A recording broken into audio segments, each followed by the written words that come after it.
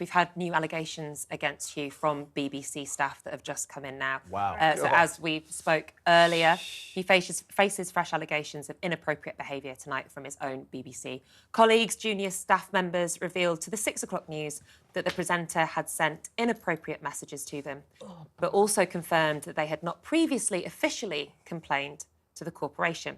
So it's 3 BBC employees, 2 current and 1 former, who've come forward with the claims.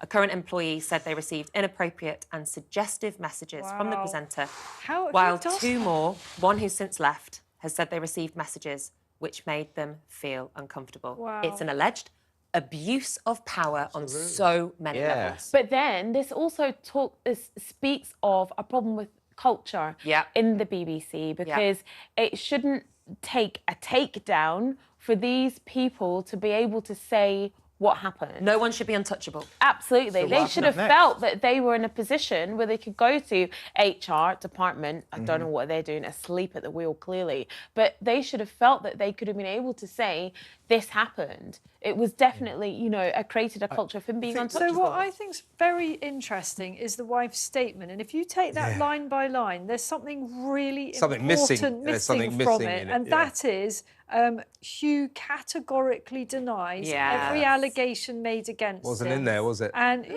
why wouldn't you put that in there? I find that really strange. Because clearly he can't deny it. I think this is going to mark the end of the superstar news presenters at BBC. The safest thing for them to do going forward. Yeah, I think the corporation will bounce back from it because it's an institution, but I don't think we're going to have a figurehead face of the news channel anymore. I agree with you, but it will only bounce back for this reason, right? So basically, I would say now this should be the death blow. Close the BBC down, or just tell them you pay for yourself. You know, we're not paying for you anymore. However, this is what the BBC has become.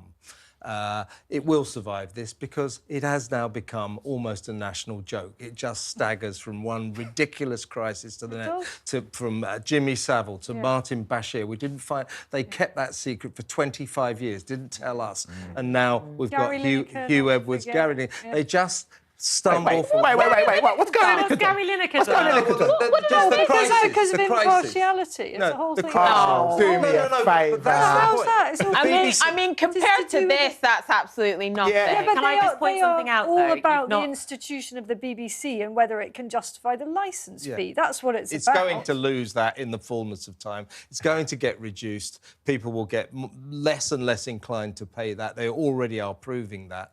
But as I say, the BBC will always survive because we've learned to live with it. We just sort of laugh, oh, there they go again, another ball's up, and so on and so forth. Can you notice a pattern with all the people that you've named, though, that have been involved in BBC Apart from scandals? Gary Lineker. They're all very powerful men. They're all match of the And day. I would hate to think that, you know, you're saying this is going to end this having star newsreaders. Well, actually, there's not been a star female presenter who's been brought down by a scandal. Oh, no, not by scandal, no. Not by a scandal. No, who hasn't who's been brought by a scandal. Don't speak about Auntie Moira. Don't bring Auntie Moira into this. It was a fantastic female lead, but no, I didn't let you finish the sentence. Unlike you.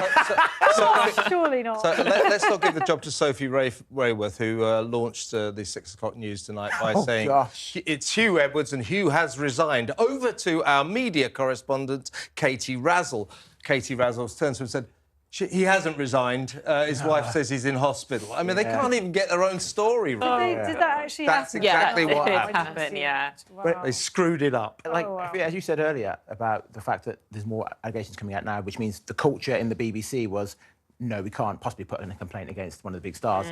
But this brings me back to a point we spoke about earlier in the week of whether the Beeb should have named Huw from the beginning. I don't think they can for legal reasons. They have a legal obligation Not until to their they've had a employees. chance to look into They it can't properly. do And it. there's this whole case in 2022 all about not naming people until things have been, if there's a potential criminality, until they've been charged. And then once somebody's been charged, actually you can't report it either. So, however, what they could have done is spoken to every single employee there and said, if there's anything you feel uncomfortable about, please come forward and tell us. No way, that's common sense. They don't do that over there. It's the BBC. Ain't nobody got time for that. They don't talk to anybody.